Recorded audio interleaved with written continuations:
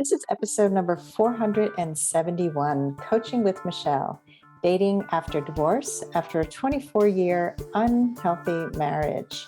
Hi, everybody. I'm Sandy Weiner. Welcome back to Last First Date Radio, where we believe it is never too late to go on your last first date.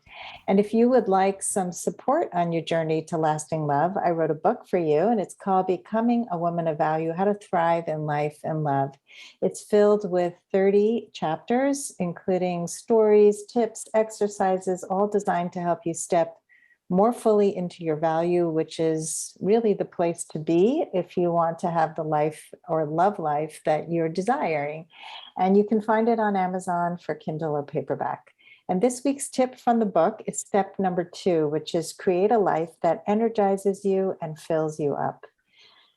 I really think this is one of the most important steps in really finding love, is to first create that life. You want to wake up every day and feel like your life is great on its own without a partner. And I can tell you that after my divorce, I ended up going into this profession as a dating coach. And every day I wake up excited to get to work, to be able to change lives and make a difference. And so if you're doing something actually that creates change, any kind of positive change, that's a good thing. And it's never too late to do that. So my challenge to you this week is to figure out what you want to add to your life if your life isn't already energizing you, and whether it's something small or something big, just make one small step in the right direction. And before I bring Michelle on, I want to give a shout out to our Facebook group, Your Last First Date. Michelle is a member, and it is a fantastic group, if I may say so myself. When I started this group several years ago, I never had any idea that it would grow to be this kind of beautiful, supportive space for women to come to really grow. And I had been a member of many other groups that just did not support me. And it was just basically a place to come and complain and get a lot of support for complaining. And that doesn't help you. So I created specific guidelines that help you to become a better partner, a better person on your journey to lasting love. So if that's something of interest to you and you're not yet a member, come and join us at Your Last First Date. And now for Michelle. Michelle has been brave enough to come here and get some coaching on re-entering the dating world after her 24-year marriage ended. So Michelle, welcome, and tell us a little bit about why you scheduled this coaching session. There's always the personal reasons, you want to get help, but I also find value in sharing a story that someone else might also have. I think there are marriages that do end after a long time, and deciding to want to reconnect with somebody is a big decision, especially when you haven't dated in these quote modern times. And the rules of engagement. And so I hope that by sharing my story, others can be encouraged, helped, maybe unanswered questions can get them thinking about different things as well. Awesome. Well, I love that you bring that up right away, that you're not just helping yourself, that you really have this beautiful heart that you want to share your story so that it will touch somebody else. And that says a lot about you before I even know you. So tell us, you said your divorce was not amicable, it wasn't healthy. Tell us a little bit about your marriage, and you also mentioned that you've done a lot of work already. So let's start with a little bit about what didn't work for you in the marriage, and then we'll talk about what you've learned along the way. Right. We had met when we were still in high school, and I continued to go to college and made that promise to myself to not be married until I could support myself. So if I can give any kind of nugget of information for anybody that's having that financial security, is also very important. And I believed that this was how the script went. And I also struggled with wanting to start a family. He wanted to start one right away, and we had some issues, or I had issues, my body had issues, and that was very painful.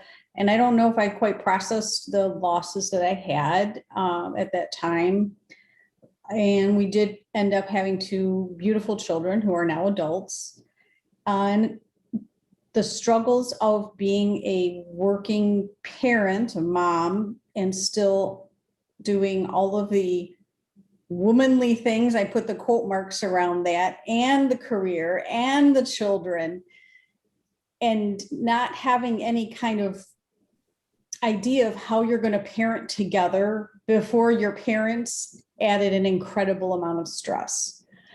And thinking, how do I fix this? How do I make it better? How do I work through this while exhausted, while trying to juggle things, is very stressful. And I applaud anybody who is in a relationship where there is a true partnership. And I will say that it didn't feel like a partnership. I felt like I was dragging and pulling, and in a lot of conflict and differences of opinion. And what I didn't recognize was some personality disorder, some emotional abuse. And I will fully admit my part of I was not nice to be around, because everything would come to a head at different times. And I would try to go to therapy and try to process things and try to use different techniques. And there was a lot of hesitation from his end and wanting to try to improve things. There were a lot of signals that I knew that things weren't healthy. And the way that I've processed things now is I did the best that I could at that time. And I think that's true for a lot of us, is to give ourselves that forgiveness. You do the best you can at that time. Yeah. Well, that's when I finally decided enough was enough. It was 10 years ago. When it was really enough was enough, when I saw behavior that he exhibited towards me turned to my now adult daughter. It was as if a lightning bolt struck down and hit me in the head. And I said, nope, I'm no, not happening.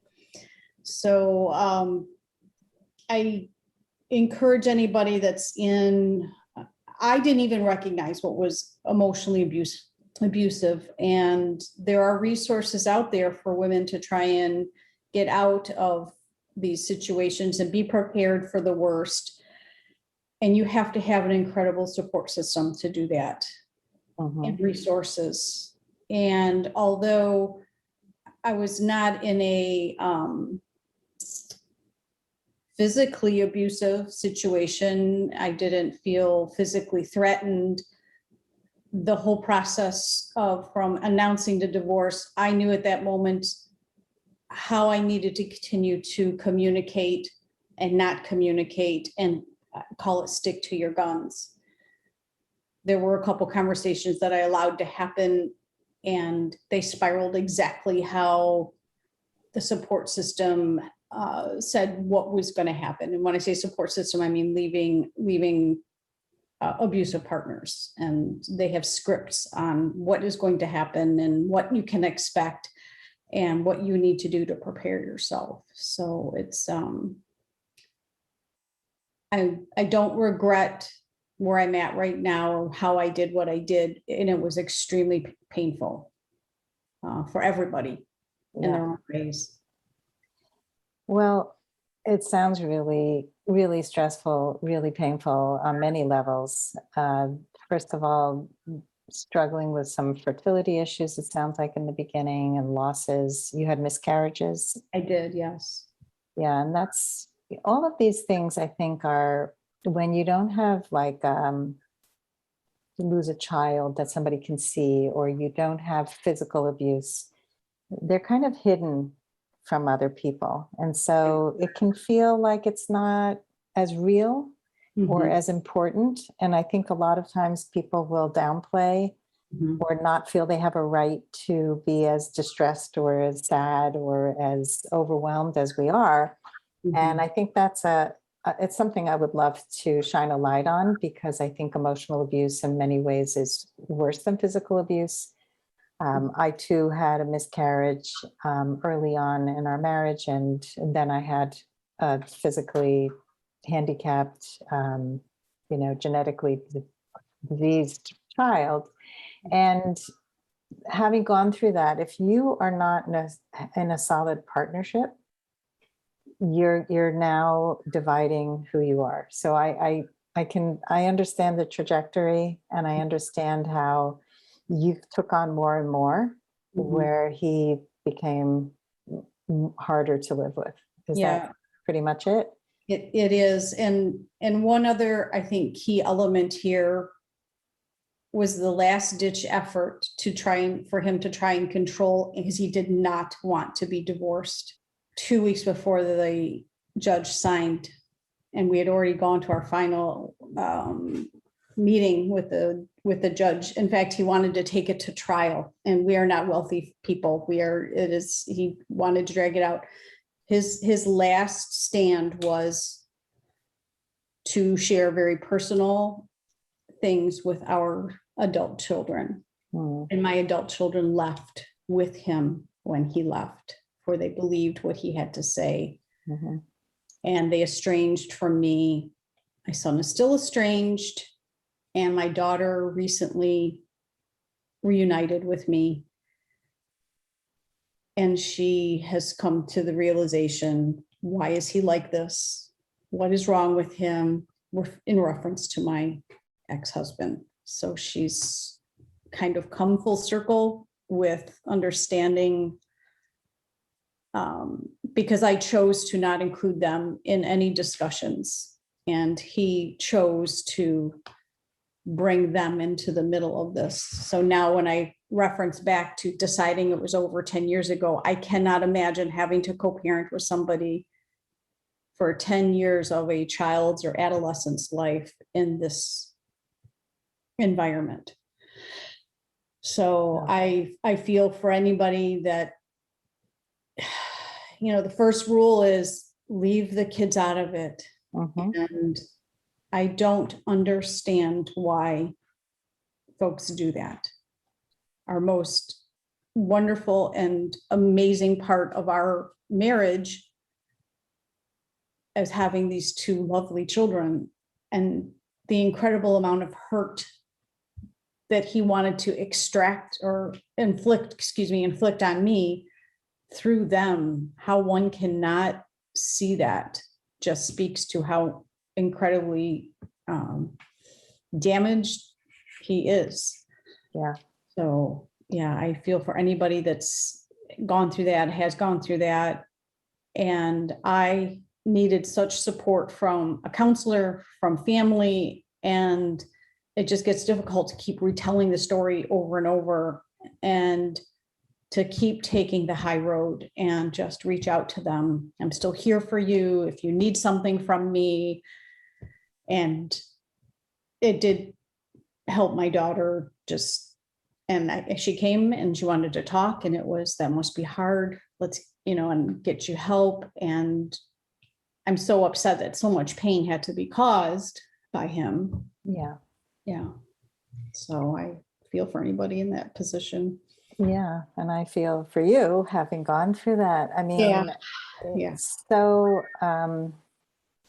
it's self-centered. It's not doing what's best for the children, Mm. but doing what's best for somebody who wants to get revenge on Mhm. somebody he can't control anymore. Right. And that's really painful. And I'm glad your daughter came back. I'm also glad that she can now learn from you, because you got support on how to deal with emotional abuse. Right. And because that's been her language and her experience, and you don't want her to repeat that in relationships, I'm sure. Absolutely. This episode is brought to you by Stello Mints. As a dating and relationship coach, I see how anxiety and stress can sabotage people's success in their romantic lives. So if you've been feeling more anxious lately, that's exactly what Stello mints were made for.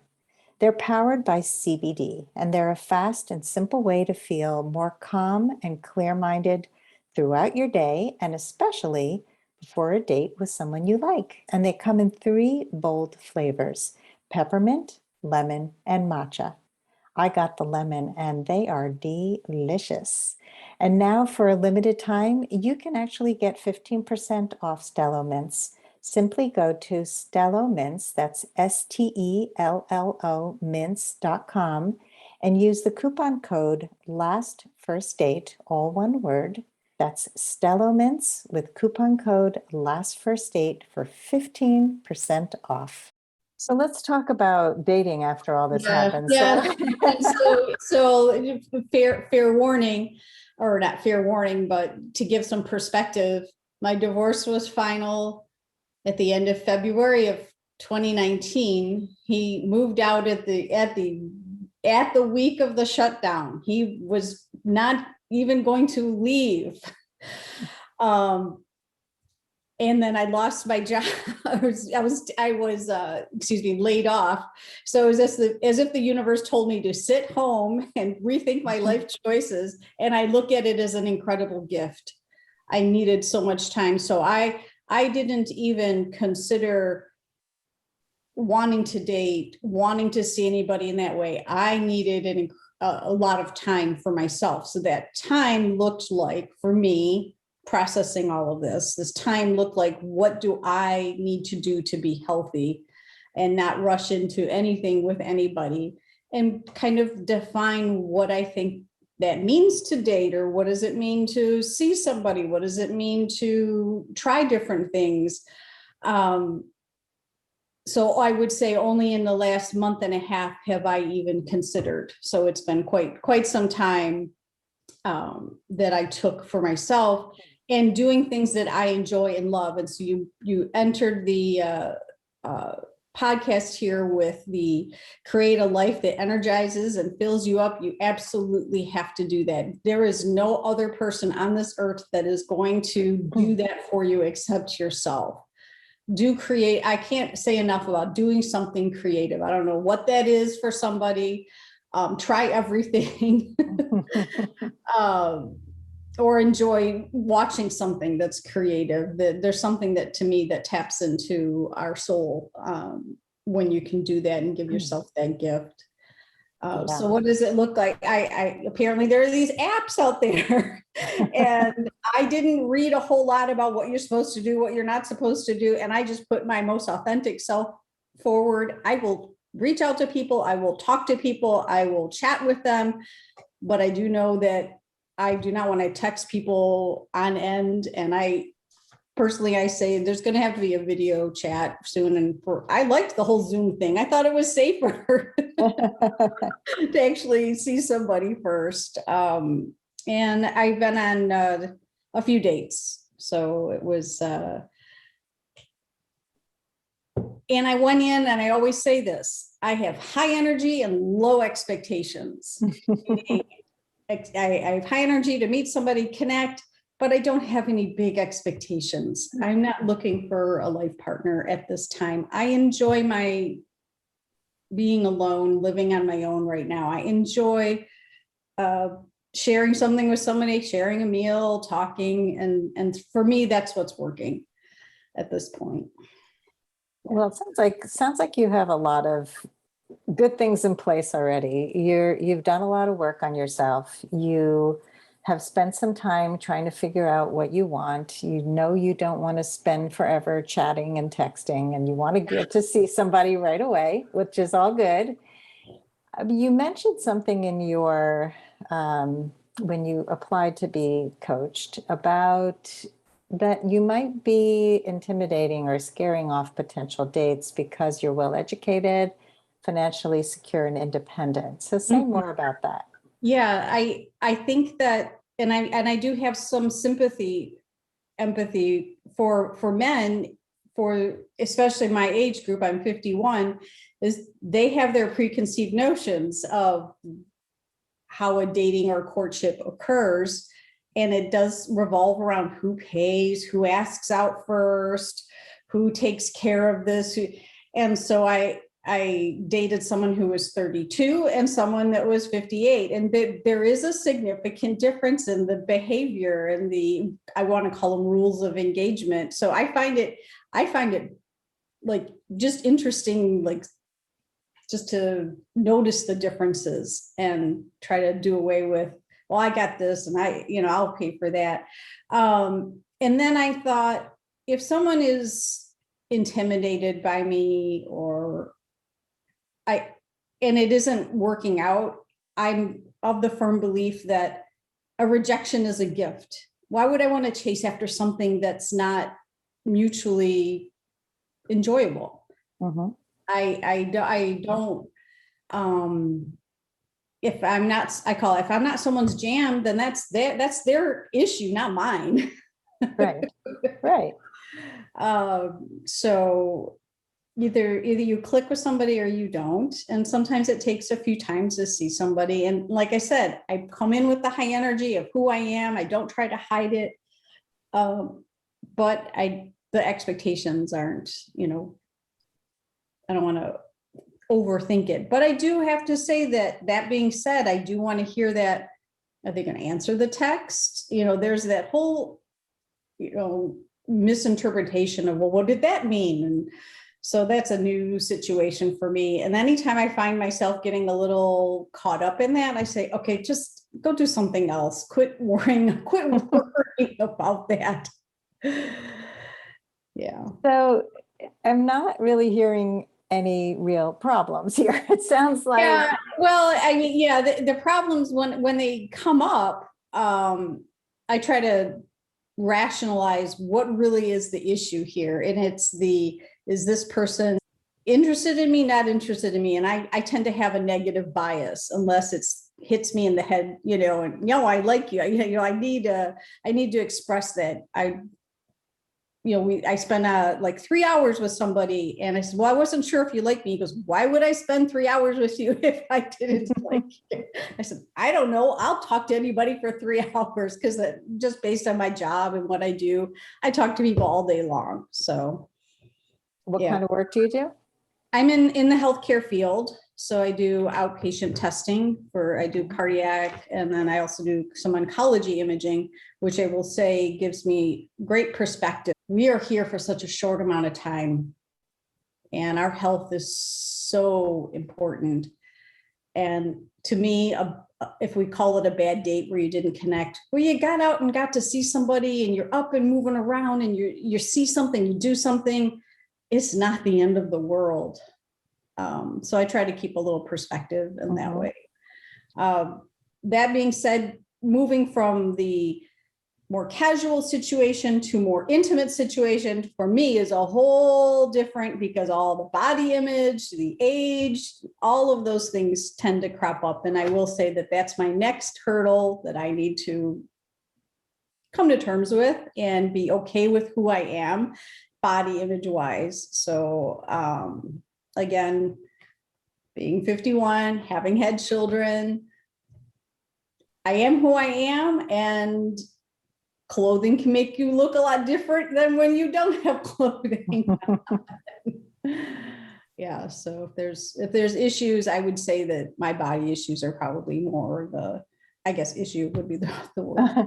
So there's a little bit of fear there that if you take off your clothes, the guy may not accept your body. Right. And then for me to get to that point of that vulnerability, it means that I've gone through a lot of gatekeepers of getting to that, so that's where there is that bit of expectation does start to creep in, like, yeah.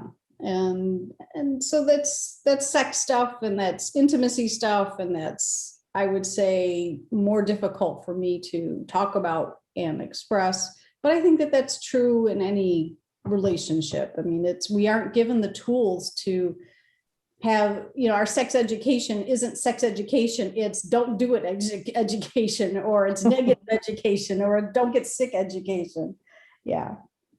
Yeah. So something I'm noticing as we talk is that you you see the silver lining in everything.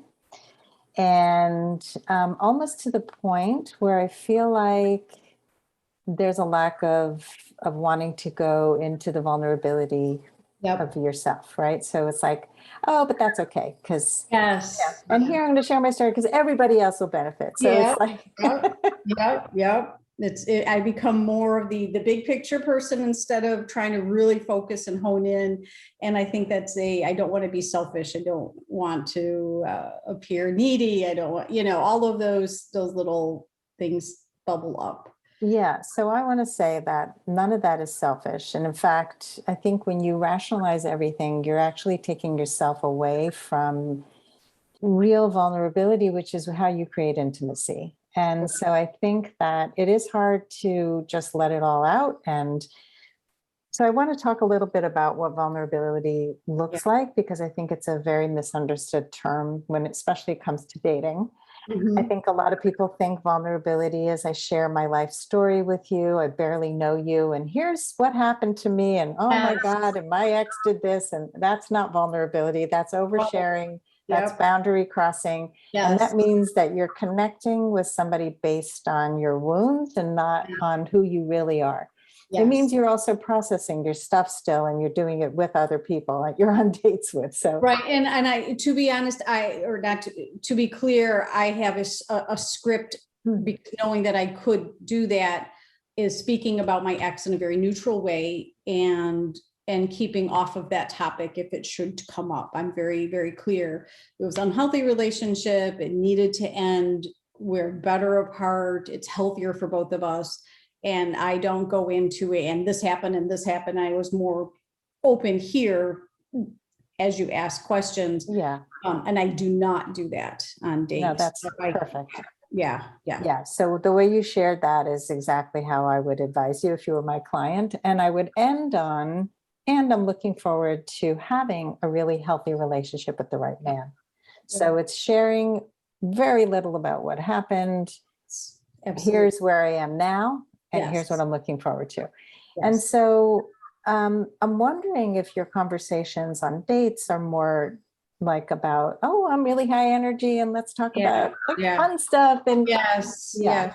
So yeah, so tell me a little bit about like how does the dating conversations, how do they tend to go? Like what do you talk about?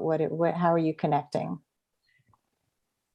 So I've been on 4 dates, Okay. 3 with one and one with another gentleman. And so one was just a first date. And for me, a first date is just how are you connecting and do you want to see this person again? So I Mhm. try to do that. And being very vulnerable during a first date to me is probably a little bit too much. So the conversations are, I know we tend to find this, well, what do you do for a living? But, we get into these scripts and then, and men love to talk about what they do for a living and how I mean, I'm glad that they have some kind of living and, I'll say I work in healthcare.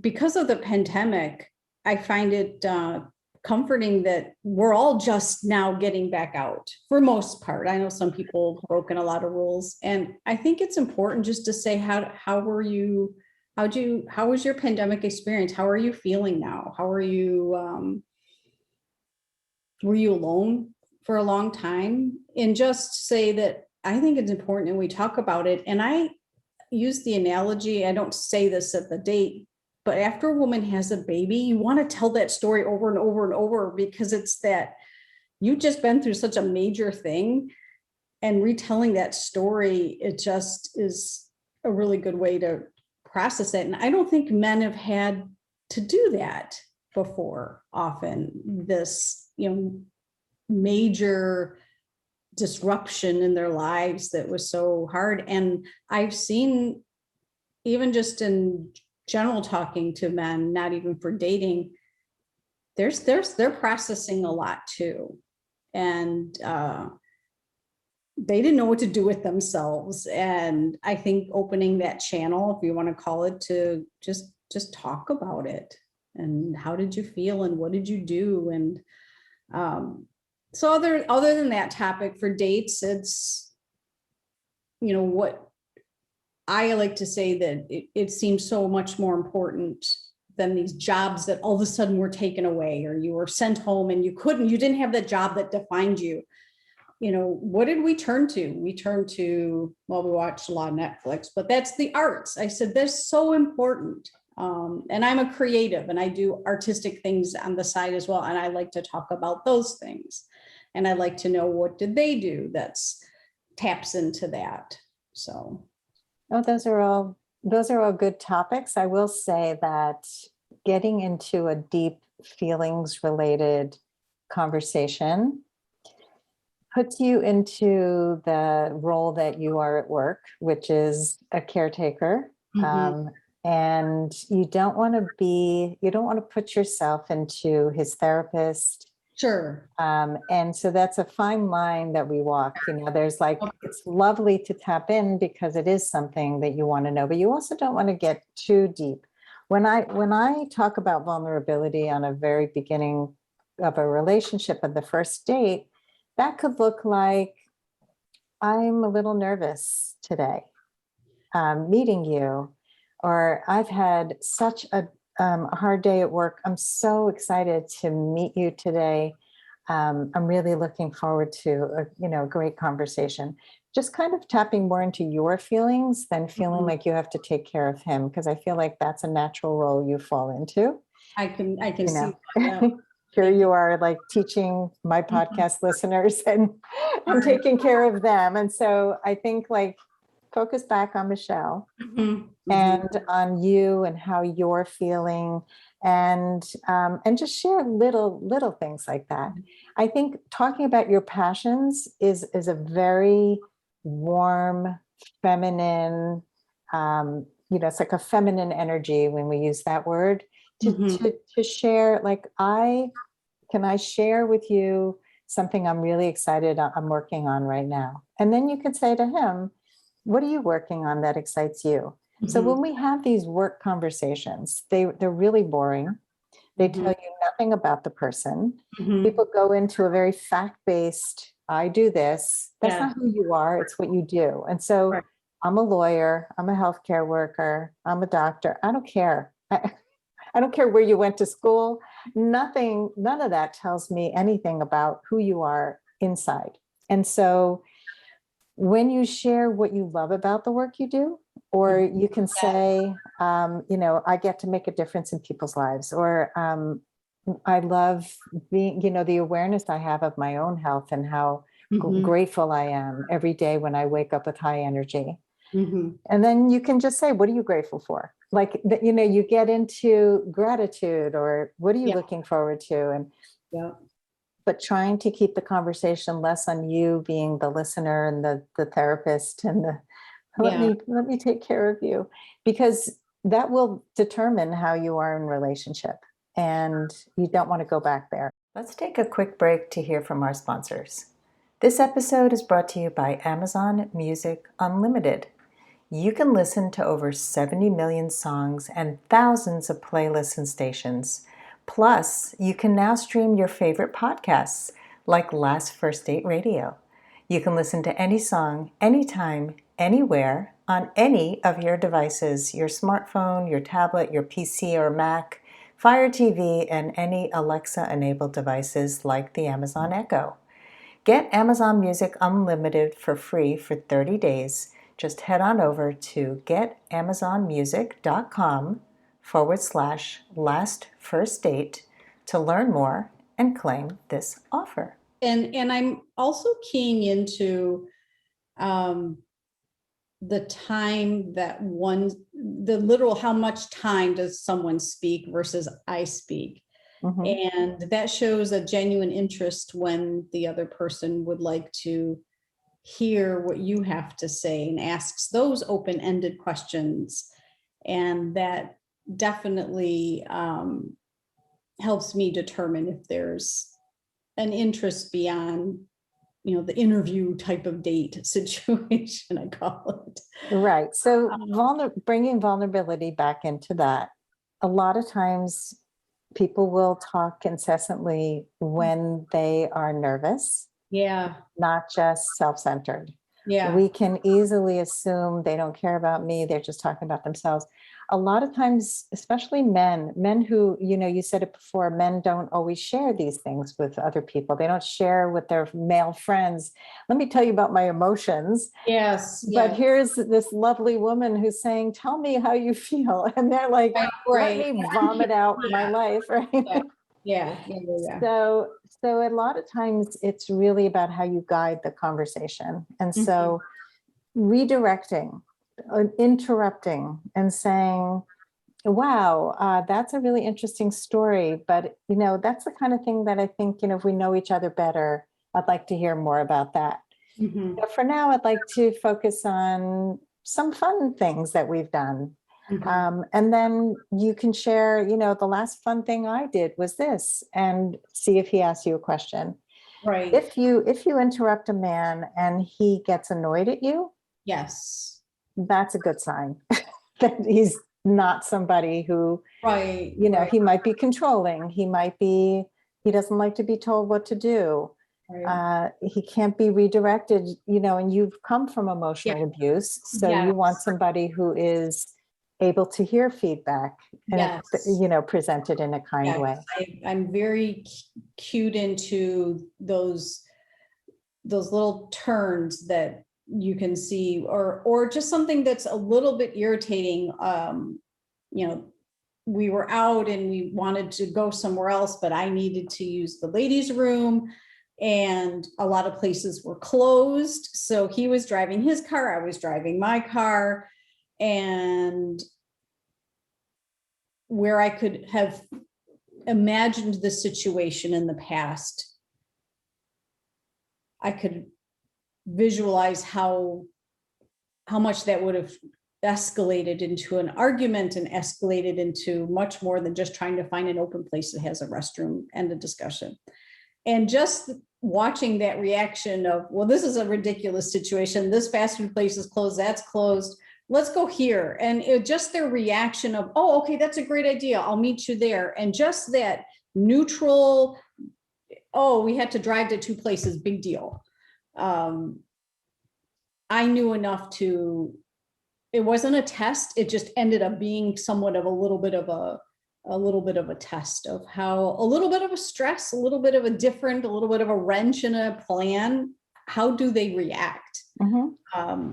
And that was very comforting for me to recognize that difference. Like, oh, this doesn't have to evolve into a breakdown and a meltdown and something else. So I know that I've come a little ways with being able to recognize, but I still felt that stress in me of, oh, I know how this would have gone in the past.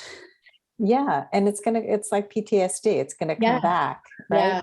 Yes. And my curiosity about this is, did you share with this man how you felt after he was flexible?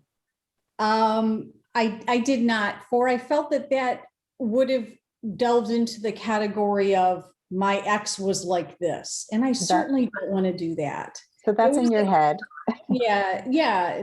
And it was something for me to understand, recognize, and appreciate the difference. So I'm going to challenge you Yeah. to share those kinds of experiences. That's vulnerability again. Right. I'm so used to men not being flexible that I appreciate you being flexible. Right. All you need to say is, I really appreciate your flexibility. That means a lot to me. That's it. Yes. And what it does is, not only is it sharing, first of all, you're giving him a compliment, you're appreciating, which everybody's going to feel good when they're appreciated. Yeah. But the other thing that it does is it's training whoever you're with to keep repeating good behaviors. Yeah, that positive reinforcement. Yes. Yeah. Yeah. So I think that, we're on to something with this vulnerability thing. It's one of the hardest things that we do. But I think when you come to the table, not because you're independent, you're all these things, and that's intimidating.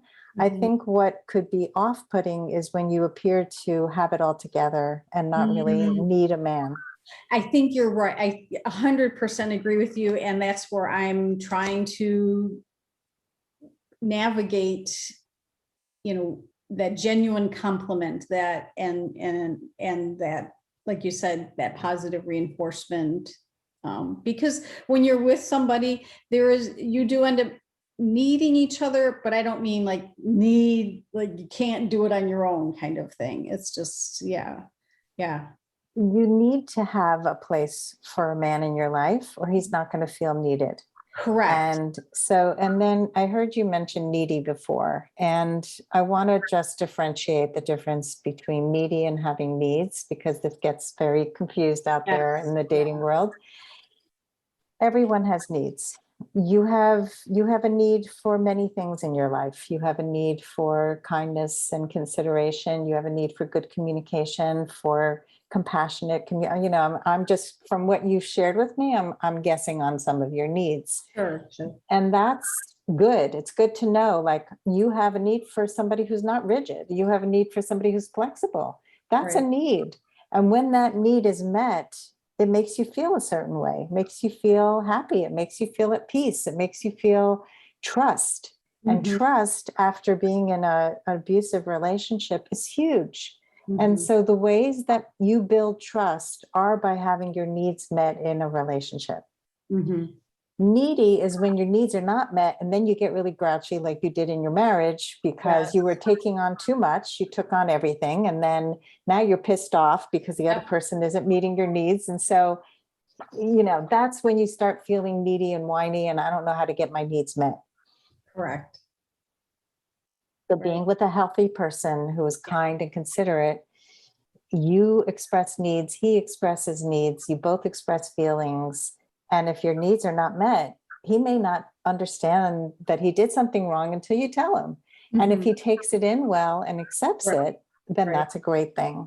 So that's where when you're dating, you're going to learn more and more which men are going to be open to flexibility, which men are going to be open to hearing feedback. Yes. That doesn't work for me. Can I tell you what works better? Yes. I don't go in cars with men I've never met before. Can I meet you there? Right. And then you have the man who's going to say, no, I insist on picking you up. Well, then I guess we're not a good match. Yes. Yeah. I'm okay with that. Yeah. I definitely know where my comfort levels are and where my edges of those kinds of things. Definitely. Yeah. So I'm going to pause here for a moment, because we've talked about a lot of different things, and just ask you what you're taking away so far from this conversation. My number one thing is the vulnerability piece, and fine tuning what that will look like for me personally. And I knew that going in, and I know that, and I have been trying to do some inner work on that, because it's a scary place to be when there's some pain there. And so that is something I definitely want to work on better, and that'll allow more genuine connection, rather than, we like this and we like this and we like that and we like that, and I understand that piece. That really hit hard. So it's really in the forefront of my thought bubble right now. Yeah. And it's where a lot of people struggle. And especially if you didn't have a healthy relationship, there's, the TED Talk that I did about being a Tootsie Pop that's the analogy of, when you're soft on the inside, you become hard on the outside to protect your heart, the armor. And so the armor doesn't just come off. The armor can't come off without strengthening internally. And I know you've done a lot of work to strengthen internally, and still the stuff comes back. And so every time it comes back, I want to give you some homework. Okay. So whenever you have this thought, this guy's going to be just like my ex, or I can't trust him, or he's going to do this, really ask yourself, is this true? Right. And do I have any evidence that supports that this is 100% true. And so if you don't, and you probably won't, then I encourage you to get curious with this person. Yeah. And ask questions. And what did you mean by that? Like when you were saying before about the texts, and he doesn't, and I don't know what he meant by that. Just ask. Yes. Because the more, and that's also vulnerable. Like I'm going to make up a story in my head. And the story I'm making up is the story I'm telling myself is he doesn't like me, or he rejected me, or he's not texting back because he's found another woman, or whatever we make up. Right. Yeah. I like to say, to help me move forward is I get curious before I get angry. Get curious first, ask questions. And it doesn't mean I do this perfect. I don't. I falter and I go back to, and I'm doing the best that I can at this time and be gentle with ourselves and just I like to get curious, and I also do the story that I'm telling myself is this. Yeah, you have a lot of tools, Michelle. I know I got all the buzzwords and I feel so much better. And I knew over time that I eventually would get to this point. So I'll go back to there is light at the end of the tunnel. And it's okay to have expectations, just realistic ones. So having high energy is great, but if you come in and your energy isn't so high, that's also okay. Yeah. And it's also okay to be nervous, and it's also okay to feel nothing. Like, you know, to be on a date and go, you know, you seem like a lovely person. I'm not feeling it. And I wish you the best of luck. Like work on bringing your full self, not the buttoned up, perfect, independent woman. Right. And to let men know that you are creating space in your life for a man, like the things, you know, even talking about the things that you would love to do with a man. That, you know, what's one thing that you would love to do with a partner? As if we're in a romantic relationship. I'd like to be open enough to have very comfortable discussions about what we want intimacy wise, and finding someone that's willing and open with me and curious with me, and grow together for that great connection that folks can have, because anybody can put part A into part B, but I'd like that to be a much more fulfilling and sensual, and you know, creating that safe space where we're the team, you know, whatever problem there is, the problem is X, but we're the team. So that's, I mean, and am I ready for something like that right now? I don't know. But when I think about being in a partnership with somebody, and I call it that, an actual partnership, it's, I got your back, your best cheerleader in anything. And I would want to provide that for someone as well. I have no fear that you will provide. I do sense that it's a little scary to dream of this partnership. Sure. Yeah. And that's why this low expectations, it's fine, you know, and again, it's like you're dismissing a little bit of what you really want, maybe to protect yourself. I think you hit that right there. And I thought, you know, in the beginning stages here of just getting out, I think it's okay for me to do these, I don't want to call them practice dates, but just dating, just getting out there without this, oh, I'm looking for my co-partner in life, you know, I want to be honest about that. And I think that's an okay place to be now for me as well. Yeah. I do think getting out there and dating is the first step. And without the expectation that if he's not that person, oh gosh, then it's a disappointment, because you are learning and you are growing. And but having that clear definition of partnership is Mhm. also important, even on these so-called practice dates, Right, right. because you're looking for qualities and you're noticing flexibility is important to me. So the Mhm. next part of your homework is to start debriefing your dates by writing down, Mhm. Okay. here's what I liked about this guy. Mhm. Here's what would never work for me. Maybe, there are these qualities that don't work, but I like these three things. And I noticed that that's an important partnership quality for me. And so having that in your mind as you come into dating is going to help you to find him. Because if you keep coming in with low expectations, then it'll be this kind of nebulous Yeah, that's true. thing. And so it's good to have the vision, but Mhm. also to accept that each man is going to be your teacher along the road. Mhm. Yes. Yeah, I think everyone that we get to meet along our paths serves some kind of benefit to our lives, even when it was an extremely painful process. There's lessons to have been learned there, and gifts as well. Yeah. Yeah. So you want to really let men know that you're making room in your life for a relationship, that you really are looking forward to doing some fun things together, to having the kind of conversations. Maybe you're having one-on-one date and you say, this kind of conversation I really love, just that we're able to be ourselves together. And that means a lot to me, right? Mhm. Using those appreciation words Yeah.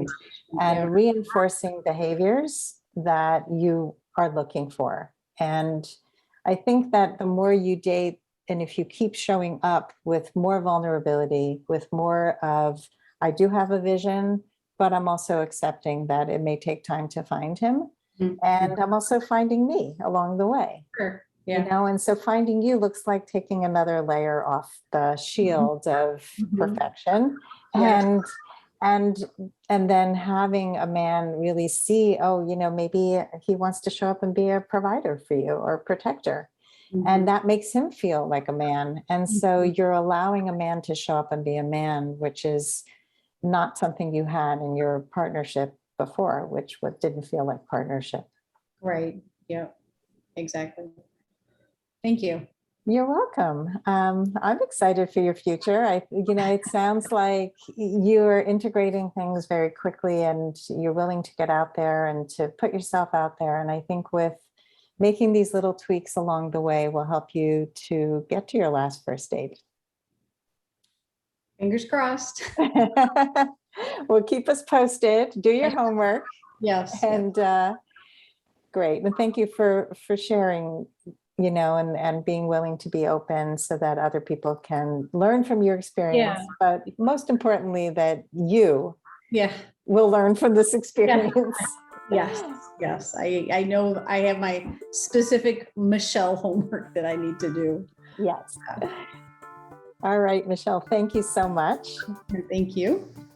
And thanks everybody for listening. If you love our show, please rate and review us, subscribe to the show, and we hope you go on your last first date very soon.